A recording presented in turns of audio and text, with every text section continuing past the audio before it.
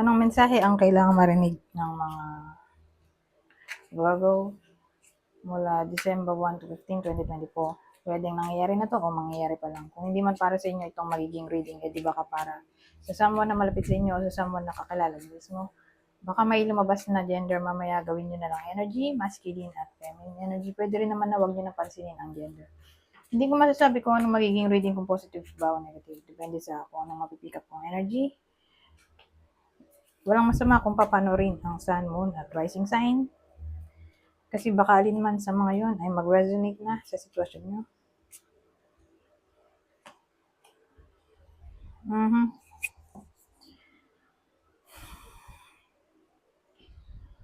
Ay, double 7 pala to.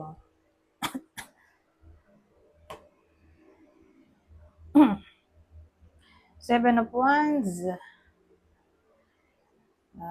The Fool. Seven of Swords. At Five of Swords. So, ano to?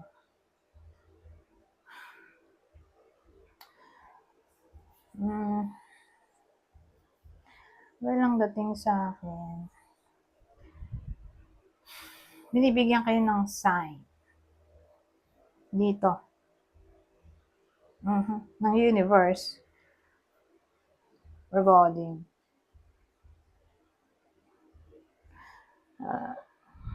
Possible deception o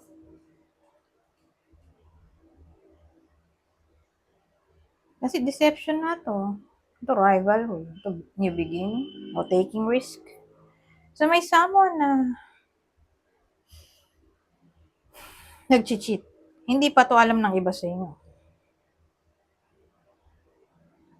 Kaya meron tayong parang sign o message mula sa universe na parang tingnan ang red flags. Siyempre, hindi naman lahat ay ganito yung magiging sitwasyon, di ba? Pero again, walang masama kung titingin sa red flags. Mag-observe.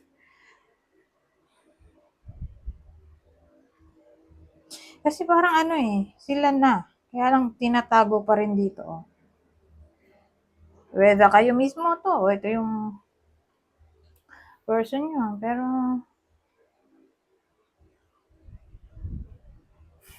tingnan natin. Baka naman kasi to, career. Di ba? Yung nagbe-betray of friend or relative in general.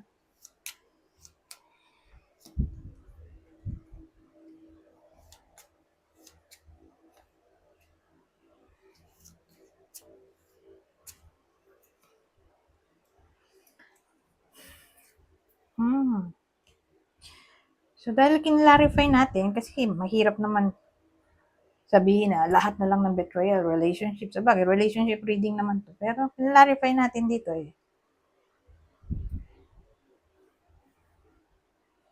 May fake friend pala yung iba sa inyo. May lihim na inggit. Base sa dalawang to, ayaw nilang makitang blessed kayo. O, ito, ending. Ayaw nilang makitang nagiging blessed kayo. So, again, friend yun. So, beware sa red flags na sinasabi ko. Regarding friendship. Nangyayari talaga yun sa totoong buhay. May iba pa nga. Yung mismong friend yung nagdala sa kapahamakan talaga. Dun sa kaibigan niya, minsan nga best friend pa. Kaya di mo talaga masasabi Yung pinagkatiwalaan mo, yung pa yung magdadala sa hukay, mga ganong eksena. Diyos ko po, God. Pero sa case na to, di naman literally ganun, di ba? Dadalhin sa hukay natin. Pero may case nga na ganun. Maraming case actually. Minsan nga yung third party, yung best friend pa. Pero sa ganitong case, hindi naman ganun. Ano lang siya, inggit. Lihim na inggit. Okay? Ito, kasi ano to eh. Tinatago pa rin eh. Ito yung betrayal natin. Ito tinatago. So, rivalry na sinasabi ko, competition, ito na yung uh, the fool ay crazy. Pwede yung crazy. So, crazy friend. Oh my God. Pag kasi ganito, trusted to eh. Trusted person. So, probably friend. Close friend. Best friend. Childhood friend. Basta friend. Na malapit sa iba sa inyo. OMG. Ngayon, punta tayo dito. Ano pong masasabi nito?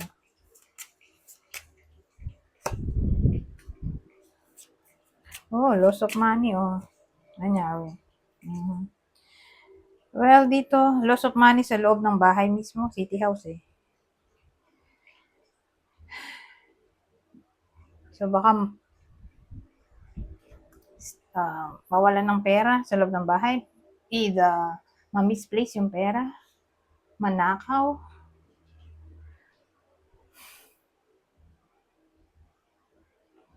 o may someone na kasama sa loob ng bahay na para bang magkakaroon ng financial issues. Whether kayo mismo to, person nyo, o anyone na kasama nyo sa bahay, sa loob ng bahay. Ito, may financial issue, pwedeng ganun eh. Issues.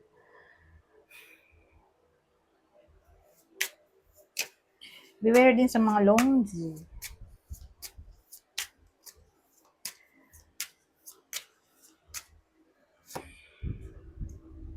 May thief na tayo. Oh. Sincere friend. Yung taro kanina, ito rin yun eh. Diba yung sabi ko, inggit. So, yan na yun.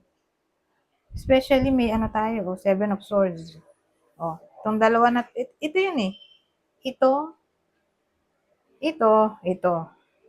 Okay? Ito. Ito. Okay? So, binibigyan tayo ng idea na ang close friend, best friend, trusted friend, basta friend, childhood friend, mag-ingat sa babae. Okay? Basta, binibigyan tayo ng clue dito na babae. Babae yung fake friend. O lihim na kaaway. Secret enemy ng iba sa inyo. Yung akala ng iba sa inyo, sincere yung friend eh. Kasi, ayun, sincere siya eh. Yung way ng talking niya, mukhang may care, way ng gesture. Pero fake pala. Kasi ano to eh, dishonest. Diba? Thief, dishonest person. Dishonest, sincere friend. So, dishonest friend. Madaling salita. Pero again, ang clue natin babae yun. Mag-ingat sa close friend, best friend, childhood friend, trusted friend, basta friend, babae.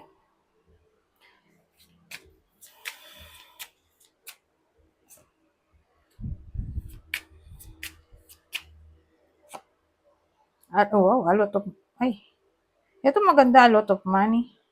Kaya lang nagalit yung babae, anyari. Kaloka, oh.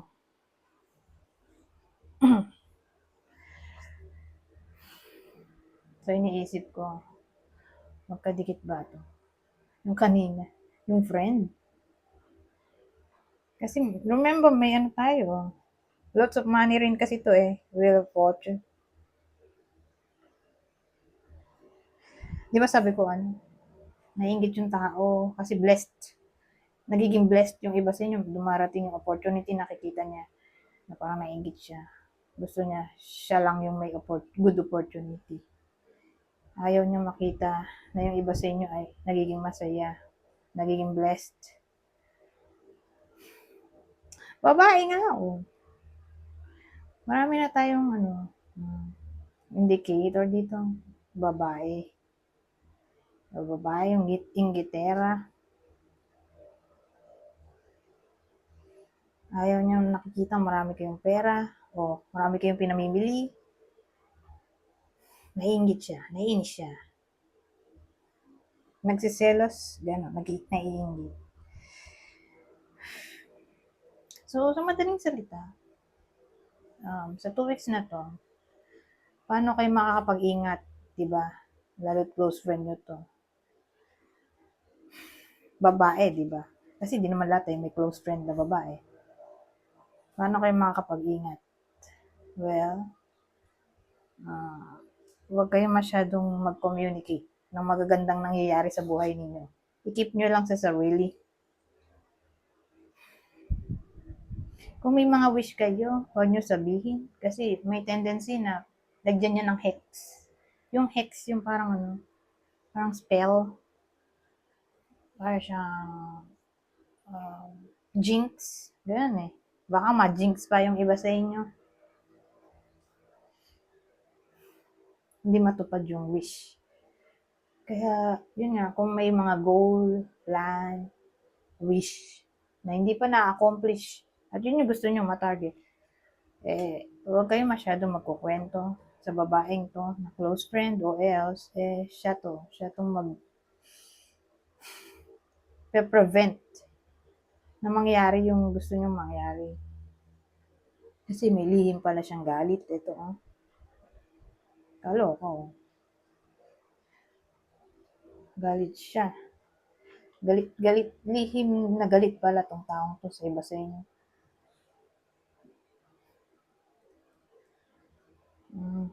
Literal na, to secret enemy. Kasi, lihim na ini-insulto.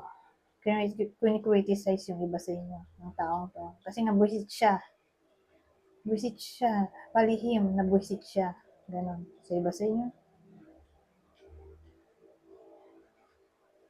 Kung akala mo sincere, eto pala siya deep inside. Galit siya. Oh. Di ba nangyayari yan sa totoong buhay? Kaya nga thief to eh. Ibig sabihin, nagwe-wear siya ng mask. Kunwari, sincere. Pero ang totoo, galit siya. Galit siya sa iba sa inyo. Lalo na pag nakikita niya, ito marami kayong pera, marami kayong gifts, marami kayong foods. Best kayo in general? Ay, kaloka. Ngayon, po tayo ng ibang detalye.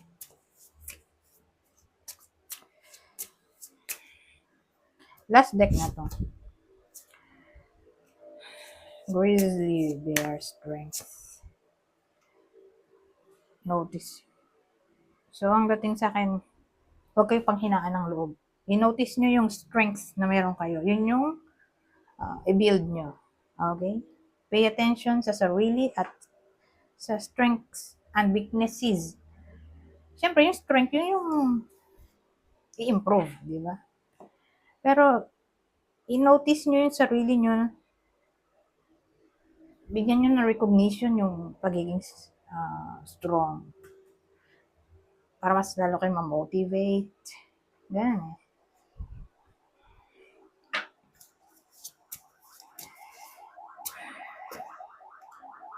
Travel. Okay. Wala yun. Pero ang cute oh. May ano ba ito? Lantern. May design yung kanyang sungay. So, reflection. Ano yun? So, ang dating sa akin, habang nagtra-travel yung iba sa inyo, whether sa kotse yan, sa kung anong sasakyan, tricycle, bus, habang nagtra-travel kayo, ewan ko kung anong pwede nyo maisip, pero ganun eh, habang nagtra-travel kayo, mapapaisip-isip kayo sa tinakbo ng buhay nyo. Madalas ganun ang mangyayari. Parang habang nagtra-travel kayo, tulala kayo. Tapos, maaalala nyo yung mga nakaraan. Magre-reflect kayo sa nangyari from past to present. Parang mamimiss nyo yung nakaraan. Parang yung diwa nyo, parang gusto lagi nasa nakaraan. Kasi miss nyo. Ganun. Mapapansin nyo yan habang lagi kayong nagta-travel. Ganun. Laging ganun yung routine. Nakatingin kayo sa malayo. Iisip. Na parang mas masaya pa dun sa nakaraan kaysa sa present. Pero syempre, lipas na yun eh. Hindi yun ina-advise na ma-stuck tayo sa ganoong sitwasyon. Kailangan natin mag-move forward. Masarap balikan ng nakaraan, pero tapos na yun, hindi na natin pwedeng ibalik. Kaya, pag napansin nyo na yung sarili nyo ay laging ganon, nag-iisip, nagre-regret, i-bring nyo ang sarili nyo sa reality, natapos na yun. Wala na tayong magagawa. Past is past. Okay? Mag-look forward na lang tayo sa future. Baka mas maganda pa yung future kaysa sa present. Kaya, be strong at be optimistic. Anyways, hanggang dito na lang. Goodbye. Aba, ubos mo yan ah.